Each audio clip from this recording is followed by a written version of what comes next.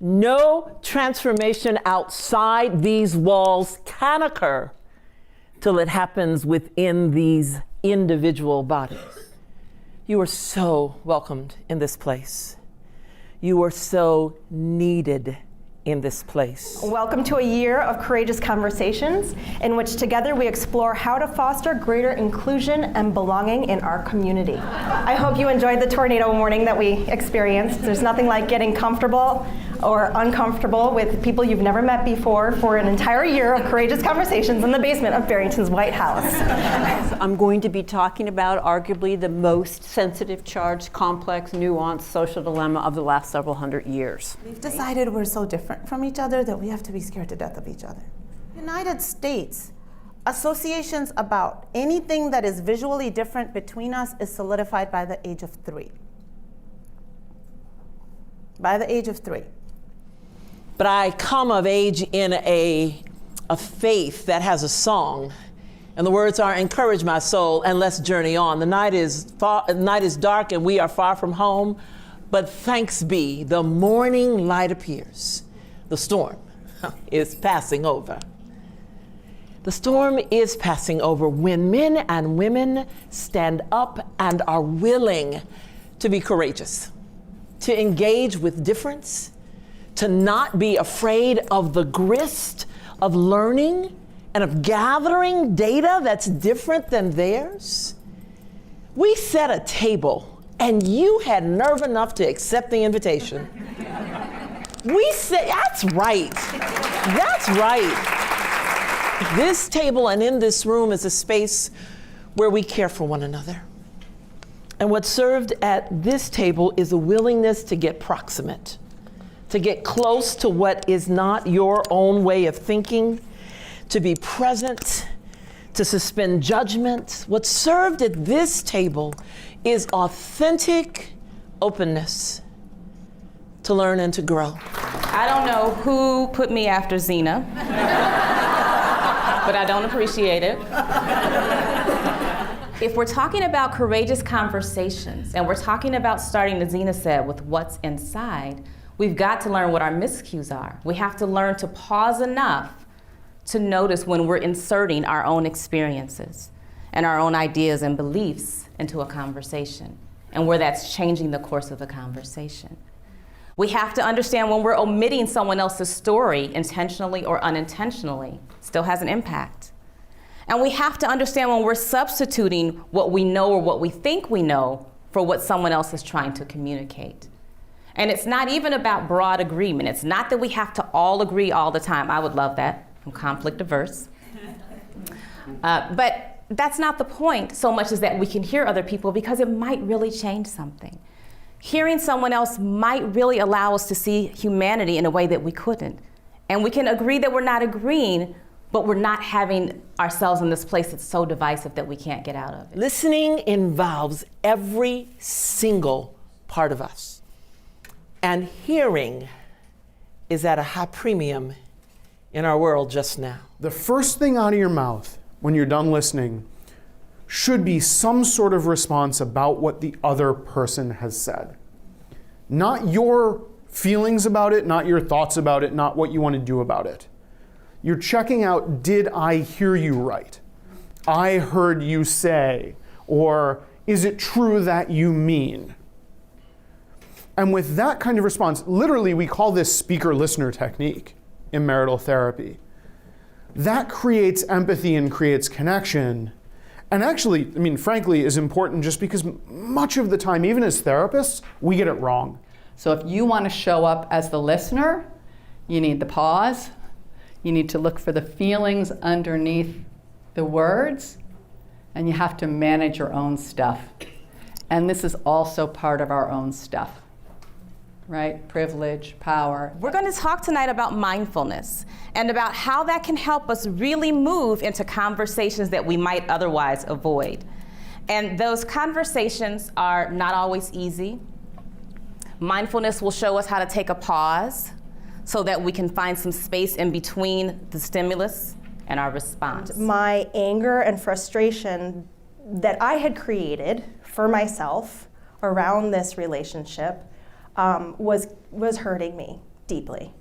And I decided that I would rather lean into the love side of it than lean into the anger. Because to me, at the end of the day, the relationship was more valuable to me. I just learned you need to take the leap and have the conversation, because you never know what's going to evolve as a result of that conversation. And we can't continue to tiptoe around one another because we are human. So if we continue to tiptoe around one another, we won't grow as a people. We have to be willing to not be carefully kept. We're going to fall. You are going to say something that offends somebody. You're going to make a mistake, as am I. That's okay.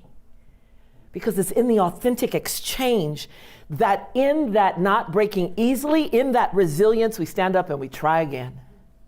To not be discouraged when things don't happen quickly enough. To not be discouraged when there's yet another obstacle when you just solved one.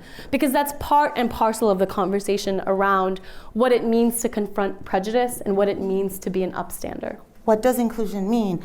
And the minute you start holding up those values and you become curious about the things you're scared of, you literally fade out the bias that is related to that. Right? And the bias can't be as powerful anymore because the curiosity overpowers. It's not going to happen all at once. And it might hurt. We might discover things in our own being that require examination and maybe even transformation. For me, honestly, to be a little less white is to be a little less arrogant in my ignorance, a little less certain, right? A little less oblivious, a little more humble and vulnerable and open and curious, a little less silent. So kind of thinking about how do we show up in those spaces, even when maybe the vicinity of the crime is not immediate to you, but how do you show support? How do you show solidarity? How do you physically show up, virtually show up? What does that look like? And part of the solution that we're setting forward as an organization is how do we begin to dismantle and undo structural racism? We may change our behaviors, we may change our attitudes towards things, but if we don't kind of stop and interrogate, like what are the practices, what are the policies, what are the underlying things that hold inequities in place, no matter how much we change our behaviors, no matter how much we change our attitudes, we're still going to have the same type of results. And another dimension of institutional power is the ability to disseminate your worldview, not only to everyone, but to do it and hold it up as simply a human worldview. No particular point of view, a human point of view. So that Mike Lee is a film director who makes films about the human condition, and Spike Lee is a black filmmaker who makes films about black issues. When we talk about including previously marginalized voices, things often feel worse before they feel better. So if you've got a group of people who believe one thing, who have essentially exiled one voice, and frankly, we probably all know this personally because we do this within ourselves. If most of ourselves feel one way, but part of ourselves feel a different way, we tend to push away the dissonant part. When we invite that part back in, either figuratively within ourselves or literally in the community, there's going to be more conflict in the short term. Because now we've got a dominant community of voices and previously marginalized voices that we're listening to. So what we're doing is we're trading some short-term intensity and conflict, which I will say is not a problem. That is a feature of the process. For long-term harmony, where instead of exiling those voices, we now have built a community that can tolerate that difference. But something happens when you travel and you put yourself in a place where everything that you know is gone. And you have to learn the routes.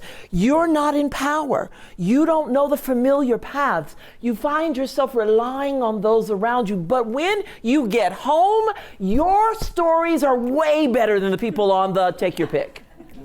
Right? that immersion where you give up some power and take on some learning and are transformed.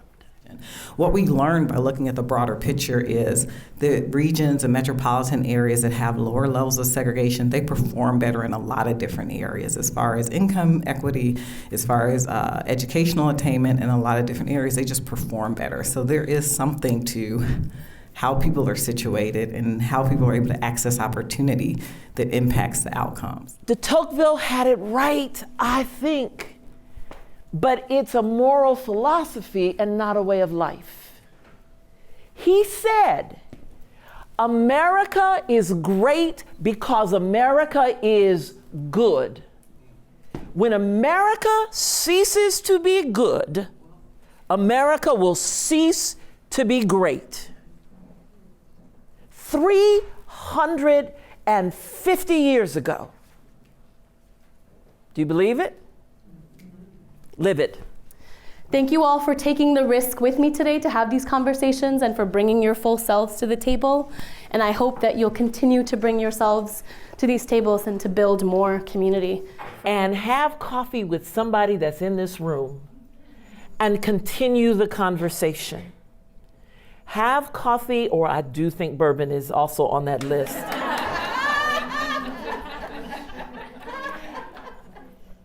And be curious, because if we will start that, we interrupt the bias. May you all be well. May this world be well. Thank you so much.